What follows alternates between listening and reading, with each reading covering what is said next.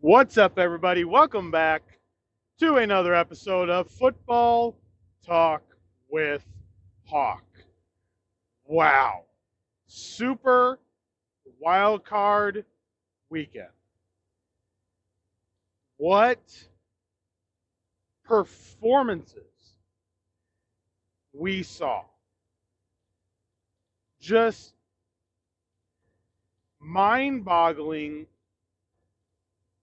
career-defining moments that we were able to witness this weekend in the NFL. There are a lot of questions that we will go over.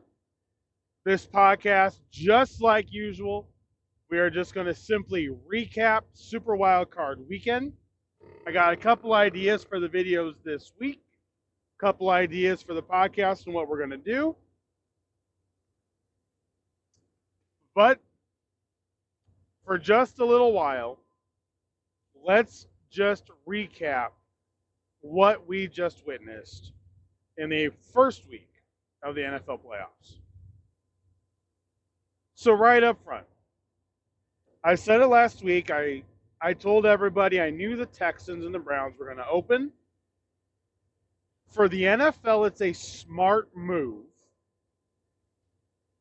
because, the way that the NFL playoffs work, they always put the questionable game, or one of them, the questionable game early, kind of the warm-up or the appetizer, you'll say. Tampa Bay and Philly could have been in this spot, but it's Philadelphia, and Philadelphia has intrigue. Philadelphia, Super Bowl appearance last year.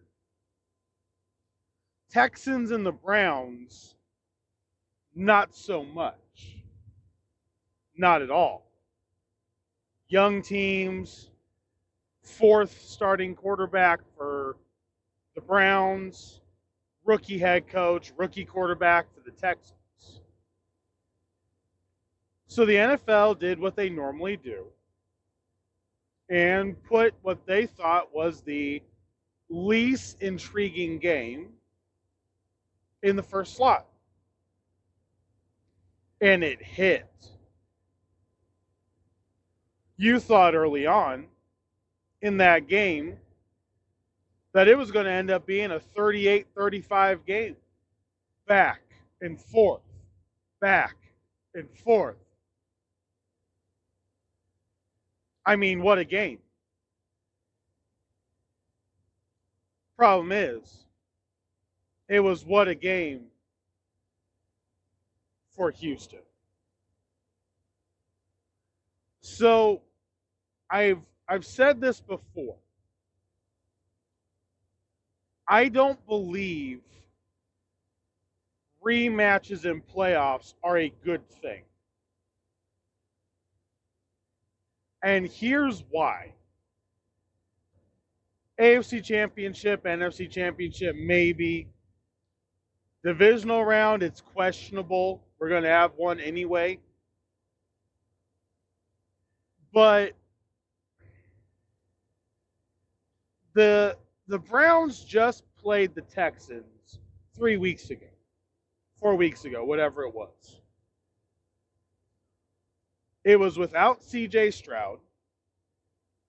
And the Browns basically just air raided the Texans out of the building.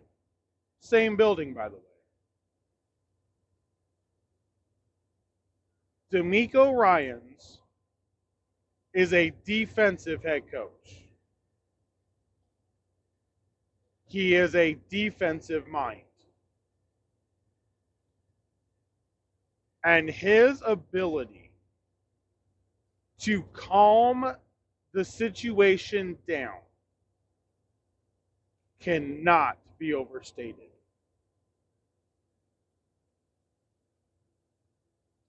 This goes back to the game against the Colts the previous week. He wanted to be the road team.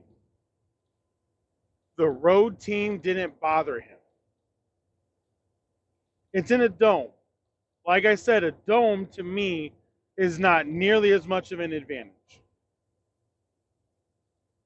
Everybody's faster on turf. So the dome to me isn't nearly as much of an advantage. But what you saw against the Colts was D'Amico Ryans controlling the narrative for the team. Just chill. Just relax. Not letting the moment get bigger than the players. You don't have to. It's the same thing he did this week against Cleveland. And only those that actually look at the intricacies of the game are going to notice this. Because how D'Amico Ryans coaches the Texans is the way championship teams are built. We've all heard the saying, percolate down the field. Just percolate down the field. That's what D'Amico Ryans was doing. It's what he wanted his offense to do. But for him, he was just percolate the game. Just percolate the game. Let the game just keep being what the game is. And then goes into halftime. Comes out of halftime. And this is what I think he said at half. We're winning. Now let's win the game. He came out aggressive. He said, I protected you guys in the first half, which they did.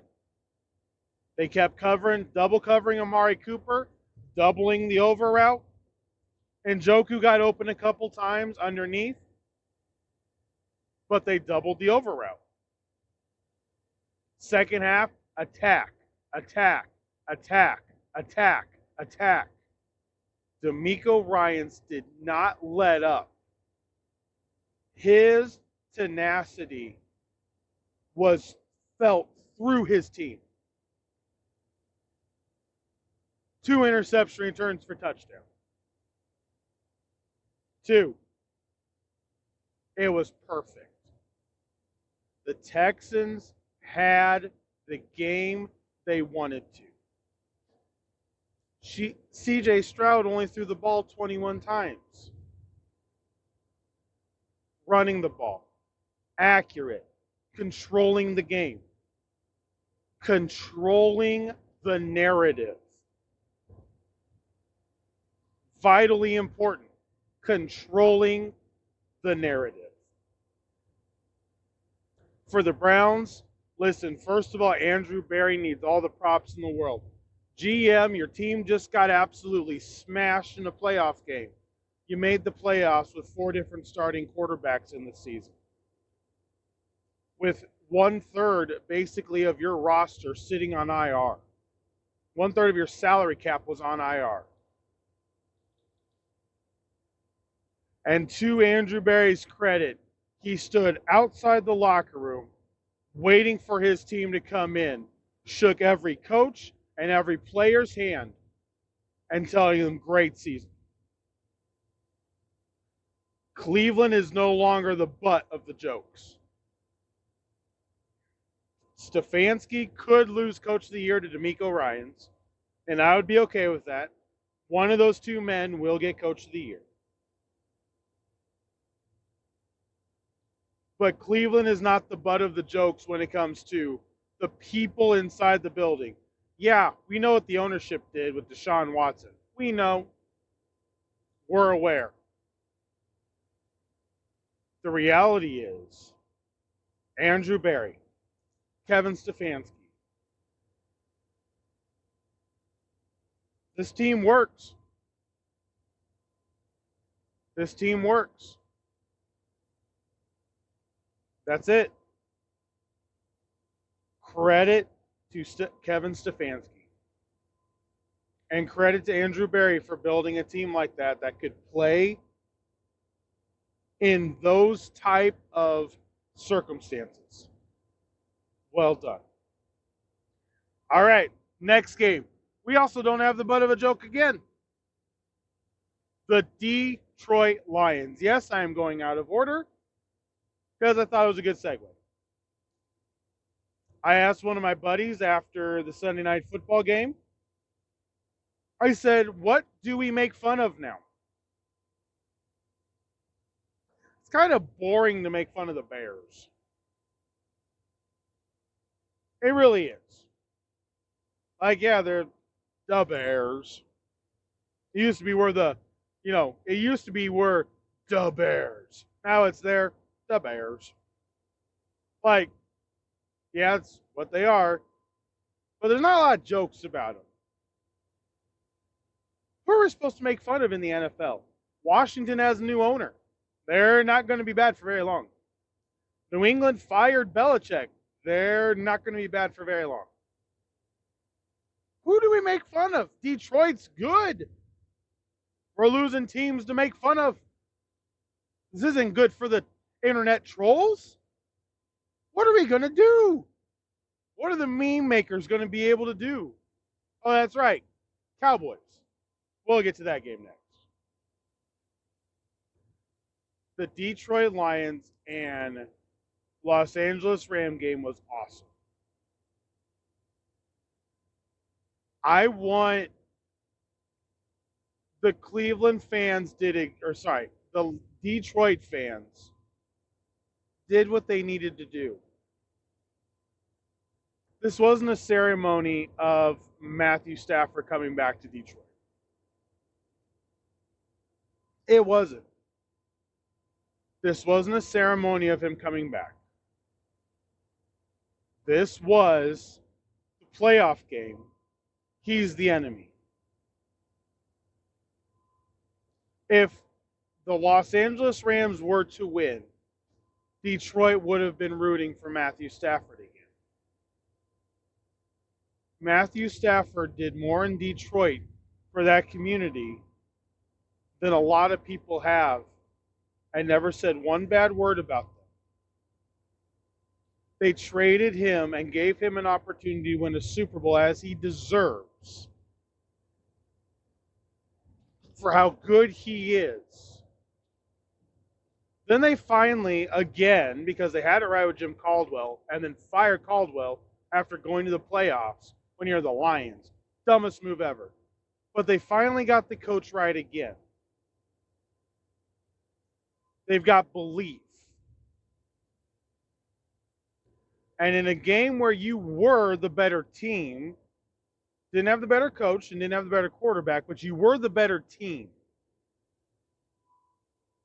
Your flaws, though, got exposed by the Rams. So right up front, well done. Detroit wins a home playoff game, and because of the effects, now earns another home playoff game against Tampa Bay next week. But the flaw that we have seen a lot recently, and this is going to bite them when they play a team like the Niners.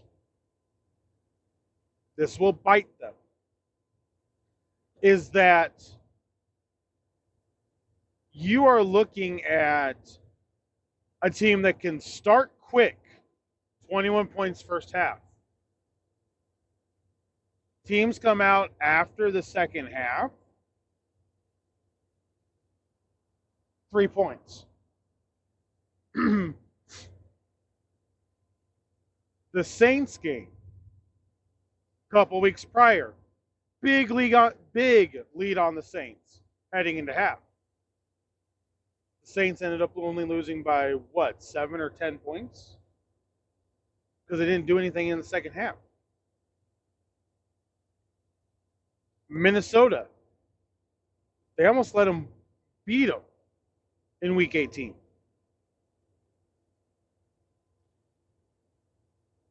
The flaw and this could go, I don't know if this is play calling, so I don't know what it is.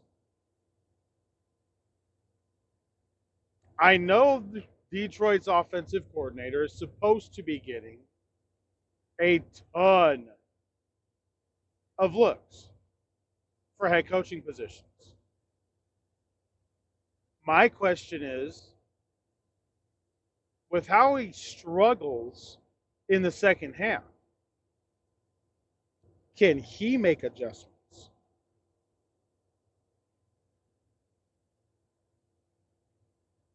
They've been stopped in the second half multiple weeks in a row.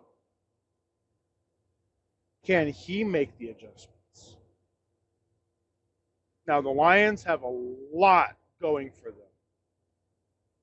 and look really good. And I cannot wait for the Sunday game against the Bucks. On Sunday, we get Bills and Chiefs and Bucks and Lions. Love it. The Lions have a flaw, and that is their second half. And that's what a team will have to take advantage of. Now, on the other side, the Rams, good grief. I mean, come on. Was watching a YouTube show today that asked, could Matt Stafford even get out of bed this morning? Matthew Stafford is an Iron Man. And for those that just want to just hate him for no reason, come up with some reason why he's not actually that good, go fly a kite. Matthew Stafford, from Detroit to Los Angeles, has been a top 5 quarterback in the NFL for that dang long. And he's great. Sean McVay is going to run it back with Stafford next year when they have another draft and they hit on another 5 draft picks that just strengthen their team more. They got a little bit of cap space.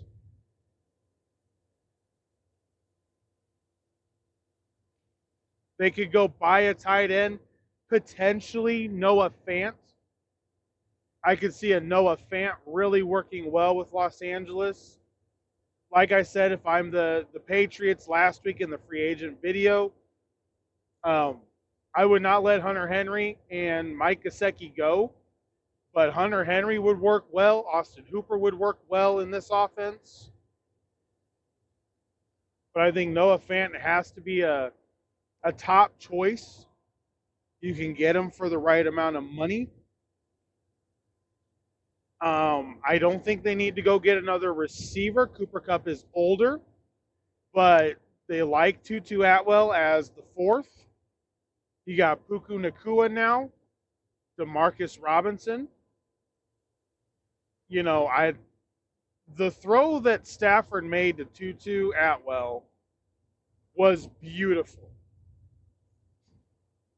They probably will draft another receiver in the 6th round. Be somebody that was scouted horribly, and then he's going to end up being the Rookie of the Year again, as usual. But this team was supposed to be in a rebuilding year. They got really young. They got rid of a lot of older contracts.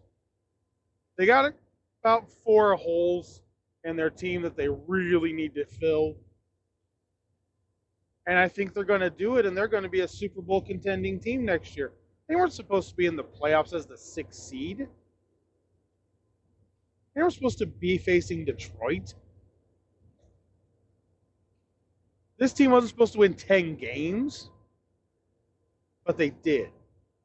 Sean McVay, Matt Stafford, the Rams organization, what a job they do.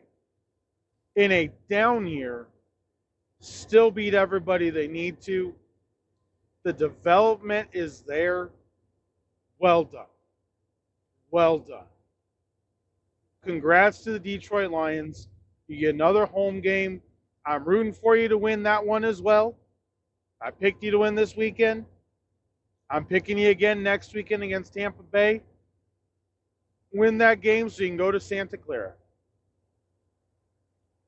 Let's go. All right. What? I don't curse, but this game made everybody feel like cursing. What in the world, Jerry's World, did we watch on Fox Sunday Football? What was that?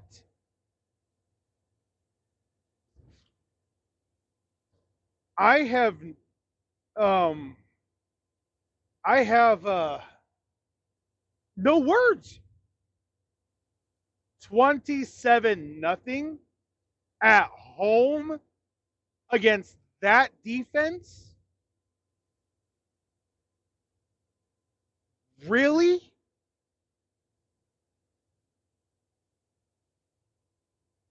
What did we just witness? Uh, Listen, if Jerry fires McCarthy, how often is, and I remember Andy Reid got fired, he actually made the NFC Championship game with Philadelphia. He was making them consistently. Made a Super Bowl. Got fired. Doug Peterson, Super Bowl, got fired. Sirianni, Super Bowl, probably fired.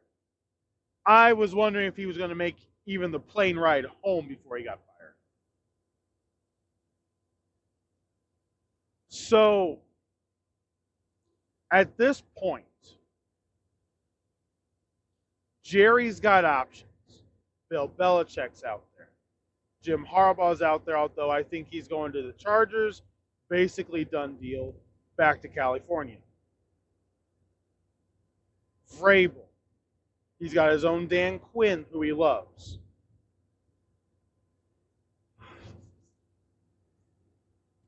The Cowboys were outplayed, outcoached, out-schemed, outthrown, outran, out-special teamed. They were outgamed. And it was not even close. That final score is so fake, it's not even funny. It was 48-16.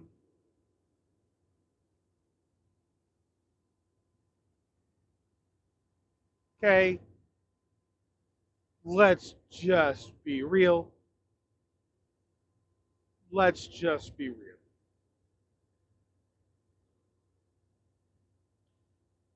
I don't know what you do. I don't know what you do. The way that this season played out for the Cowboys is so different. And they beat all the bad teams they were supposed to.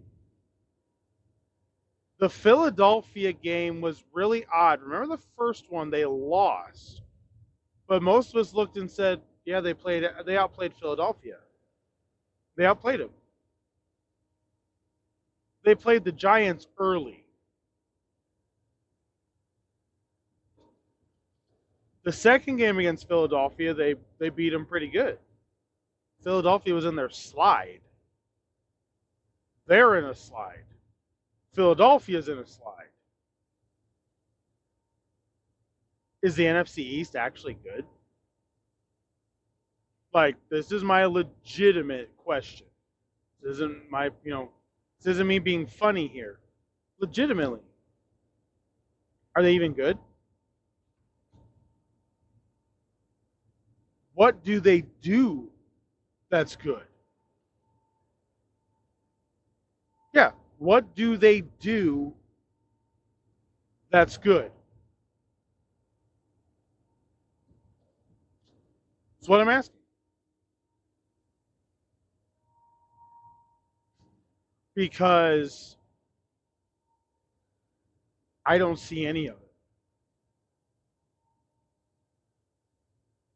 I don't see a single thing they do good.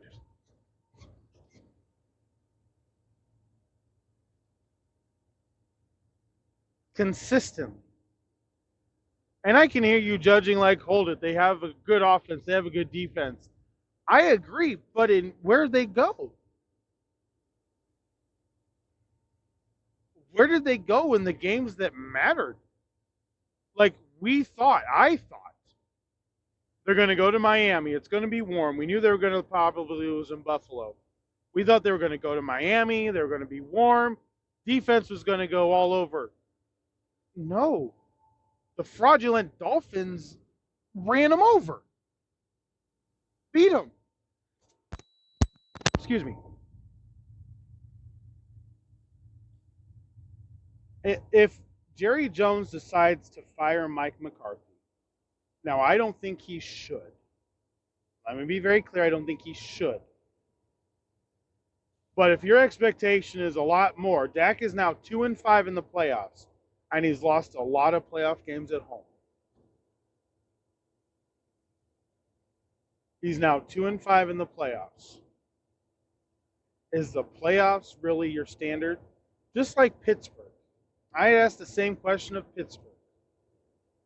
Is the playoffs really your standard? Two iconic franchises, Pittsburgh, Dallas.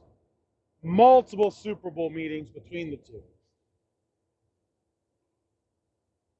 Not really getting anything right. Like something kind of seems off. Don't you think? Just a thought. Just a thought. But don't you think something's kind of off here? I don't really think that's I don't think that's what we're looking at right now. The way these games played out, the way that Dallas game played out, showed Mike McCarthy's inability to get a team ready for the playoff game. Yes, his record, his abilities, everything looks like it's John Harbaugh. Because that's what the stats say. And they're not lying.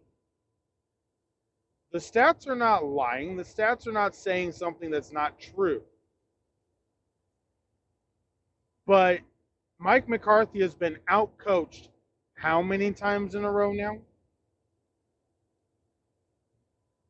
Just flat out outcoached. No questions asked. Just outcoached. Now, don't want to take anything away from Green Bay. Matt LaFleur, outstanding job with Jordan Love. Outstanding game plan with Aaron Jones. Cowboys defense running 46% or 46 of the 54 snaps ran a dime, six defensive back coverage against a team that was running the ball down their throats. Took advantage of Dallas's playoff stupidity and did it well. Credit Matt LaFleur, the Green Bay Packers. You make the playoffs. You go into Jerry World. You win on the road as a 7th seed, which is the first one to do so. So well done. Congratulations. But now you're going to San Francisco, who does not have stupid game plans and who will not just let the status quo be the whole game. There's a great run, but I think San Francisco, week off, be healthy, Trent Williams, Deebo Samuels, Christian McCaffrey, that defense will look like it was when everybody was calling for John Barry to be fired. And probably still will be. But Matt LaFleur deserves a lot of credit for what he did. A lot of credit for what he did. And credit to Green Bay, big win, primetime Sunday afternoon slot on Fox in Dallas. You beat the Star, and you may have gotten your former head coach fired again. So congratulations to Green Bay. All right. I don't want to spend a lot of time on this game, so we're going to do it next. Philadelphia and Tampa Bay. Troy Aikman said it. Troy Aikman said it. He didn't like the body language when they got off the bus. He didn't like the body language in the meetings, and he didn't like the body language on the field. Philadelphia, Nick Sirianni is fired. That is 1,000% my guess. I don't think I am wrong. If he is there still next year, I will be shocked. I think he's getting fired on the way home. That collapse, and your only win is over a division foe, the Giants, who almost came back and beat you at home on Christmas Day, and then you lost to them in Week 18. No, that collapse has doomed them. Doomed Nick Sirianni. Based off of the reaction from the offensive line coach, I believe Jason Kelce is retiring. I believe that's what he told the offensive line coach. You've got Brandon Graham, could be retiring. Fletcher Cox, retiring. Lane Johnson could retire. He's still a top 5 right tackle, could retire. This team has a lot of questions. The roster is still okay, but your veteran leadership's going to go out. Next year's kind of going to be like the Rams. If Sirianni goes out and you bring in another head coach who can kind of just level everything, you've got a great front line. Philadelphia can sign free agents. Howie Roseman can fill this team up. So this game, Tampa Bay deserves credit. Baker Mayfield deserves credit. He's a top 20 quarterback in the NFL. I will pay him mid-20s, upper 20s tops to be my quarterback for the next 3 years. He fits Tampa Bay. Tampa Bay fits him. He can hide. He can get in the shadow. No expectations. Nobody cares what you were down there. I mean, Jameis Winston hid down there. So I think it works for them. Rashad Wright, really good running back, rookie, going to be in his second year. Mike Evans now, they're going to be able to re-sign. They had $85 million in dead cap space this year. Clearing the books. Good for them. Now they can sign everybody. They can still get a couple of free agents. Not that they're going to get necessarily the top ones. But you can get a couple of the other free agents on the defensive side of the ball, mid-tier. Plug up some holes that you may have. And this team could be good going forward. Do I think Todd Bowles is a great coach? No. Do I think he's a great defensive coordinator? Absolutely. Absolutely. But this game, I knew the Bucs were going to win. The Eagles were on a slide. The Eagles are bad. I didn't believe for a second that without A.J. Brown, they had enough weapons to be able to beat the Bucs, because I felt the Bucs would be able to just kind of screen them or just get the hook routes, and Philadelphia, just the big plays killed them. Three long passing touchdown plays with bad tackling and bad techniques on them. So that's it for that game. Tampa Bay crushes them. Sirianni, my guess, is going to be fired at latest Tuesday afternoon, but probably Tuesday morning and maybe on the flight home. It was that atrocious. All right, next game. Let's go over Buffalo and Pittsburgh. First of all, kudos to all of the Buffalo natives that came out and helped for $20 an hour shoveling snow in the stadium. Love it. Absolutely love it. The place was decently filled. Not going to lie, I'm impressed. Very impressed. This game never really had the feel like it was close. It got within a touchdown. So good job to Pittsburgh, once again remaining competitive. But Josh Allen. Josh Allen, under control. I mean, he was 5 for 5 his first 5 throws. Just under control. And then the big 52-yard run, just like the run against the Dolphins in Week 18. 52-yard run, playoff game for a touchdown. Yeah, you can say we got Tua, we got Baker, we got Jalen Hurts, we got. I'm not gonna no disrespect. We got Deshaun Watson. Yeah, Buffalo's just looking at you going, but we got Josh Allen. We got Josh Allen. He's a better athlete than Patrick Mahomes. He's had to put the team on his back more than Patrick Mahomes. And now they face off again. They face off again, Kansas City versus Buffalo. In Buffalo, finally. Mahomes has to go away from his precious house. Got to go on the road. The last time these two teams met, Kansas City is banking they would have won on an offsides call that was obvious and blatant.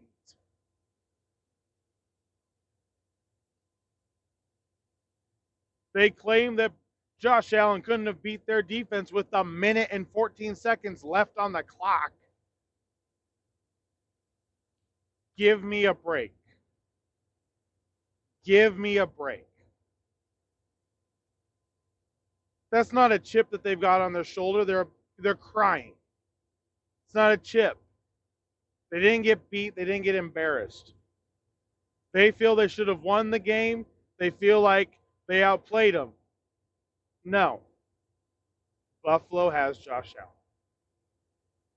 And now Mahomes has to go away from his precious house, go on the road, be uncomfortable, and has to actually be a real quarterback and win on the road when things are hard. Yes, I'm being facetious. No, I have no problems with Mahomes. Outside of the fact that he really dropped down a couple tiers in respect, the way that he winded Josh Allen after the game. You take the rough loss. You go up to Josh and tell him, good job. Great game. And not, never seen a worse call in my life. Never seen a call like that. Who cares? Shut up. The opposing quarterback doesn't care. He just beat you. You lost. You didn't do enough previously in the game to not have to have that situation matter.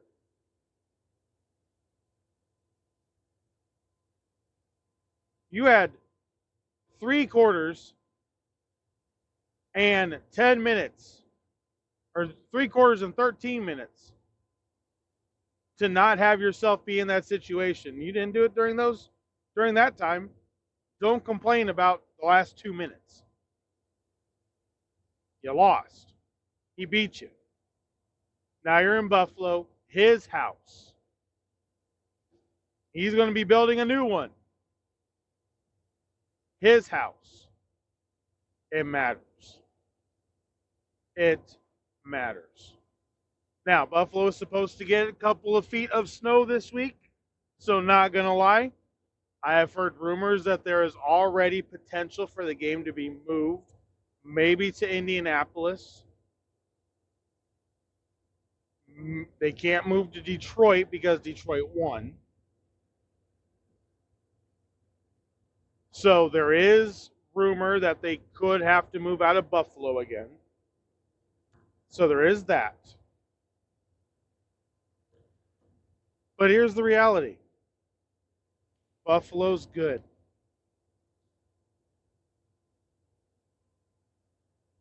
And honestly, I think the Chiefs have a better chance in Buffalo than they do if it were in Indianapolis on turf.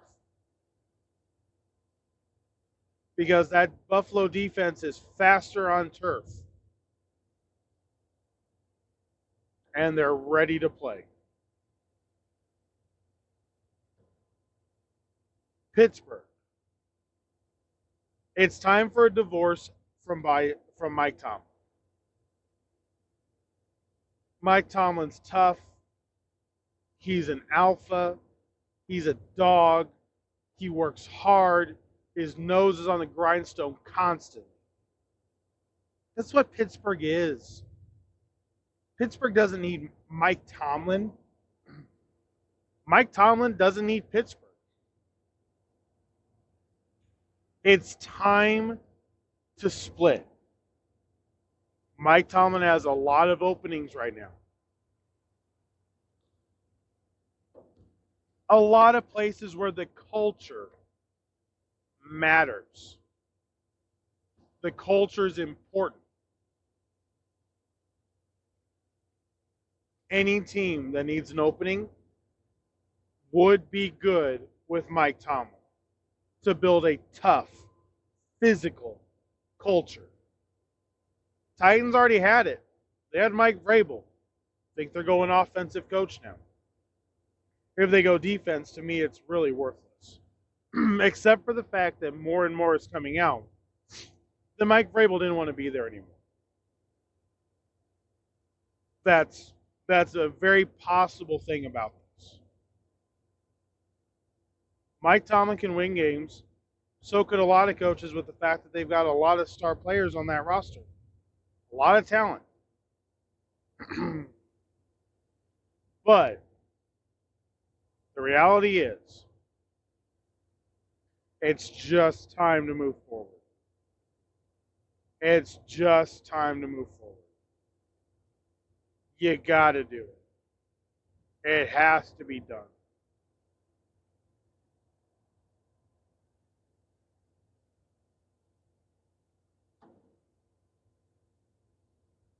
Has to be done. Because you can't keep losing games the way they are. You can't keep having seasons where the team never feels competitive when it matters. And that's what the Steelers are.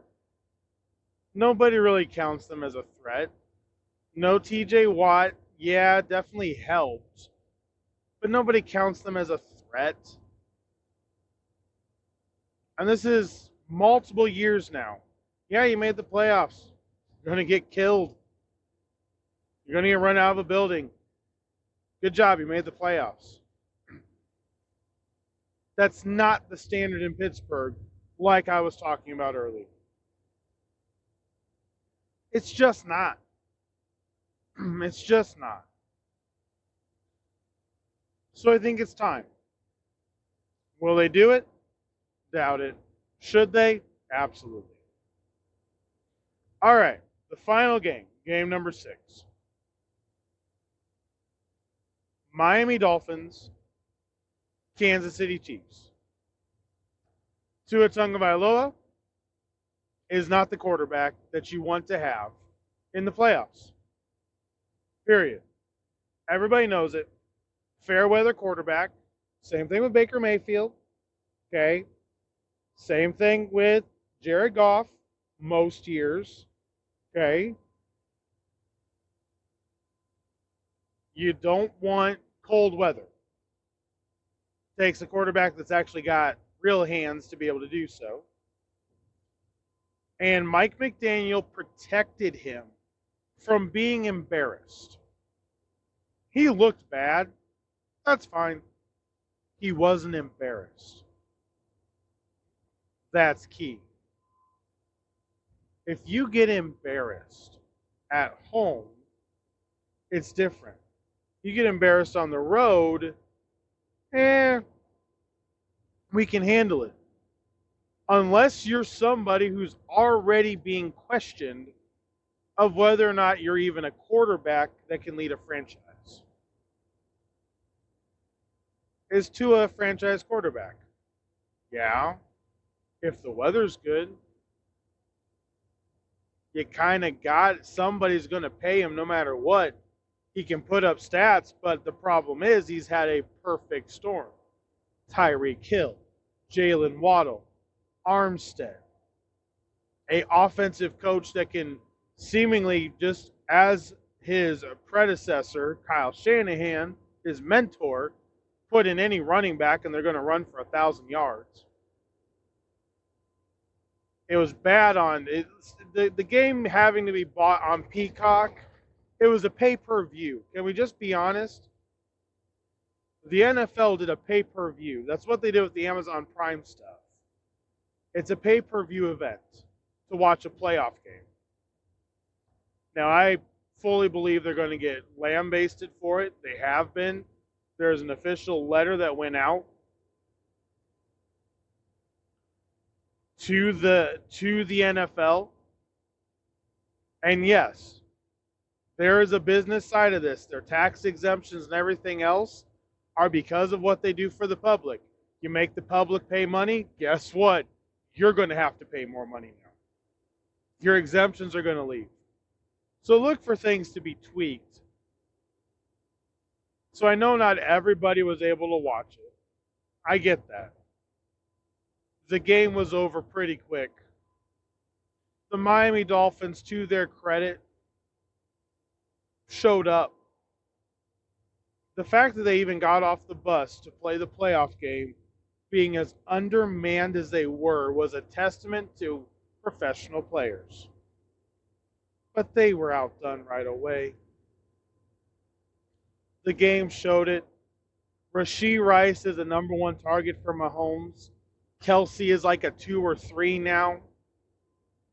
He had a lot of drops. He had a lot of catches, but he had a lot of drops. Rashee Rice, beautiful, got behind the defense. But it wasn't because he got behind the defense, and it's not going to be the same this week against Buffalo. Patrick Mahomes was never pressured. Just no pressure. They had no defensive ends that could get to him.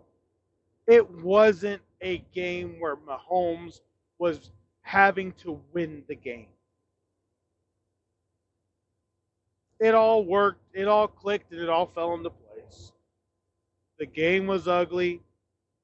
It was colder than all get out. Mike McDaniel is a good offensive coach. He knows what he's got in Tua, and there's a chance he moves off of him.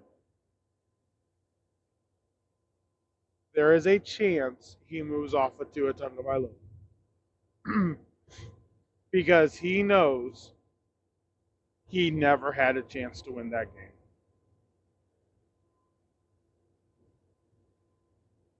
Just never did.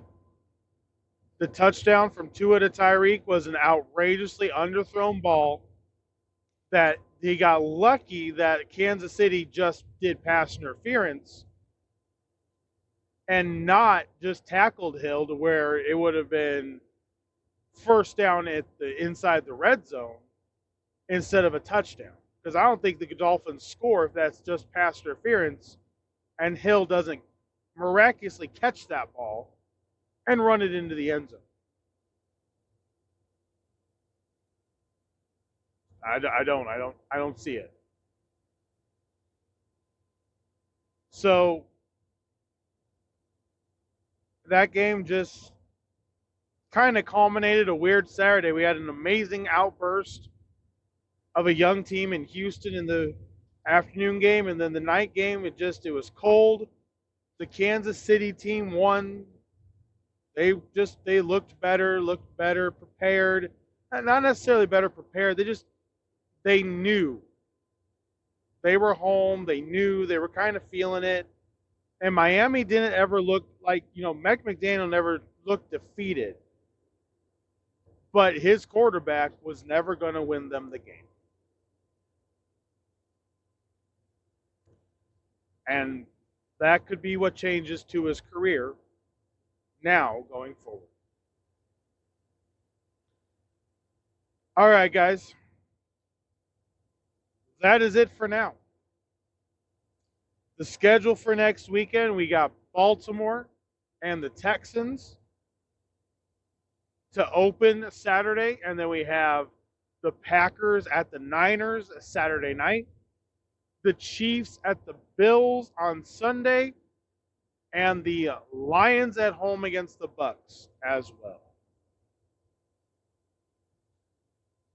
Pretty good games. Should be fun. I want to thank all of you who listened and shared the NFL Draft podcast that I did. I appreciate it deeply, very much so. Please keep doing it. That is awesome to see. Thank you so much. I'm hoping to be able to do a couple more that are like that. I want to do specific topic videos is what my goal is, especially as we move into this time. Like we're moving into the off season, moving into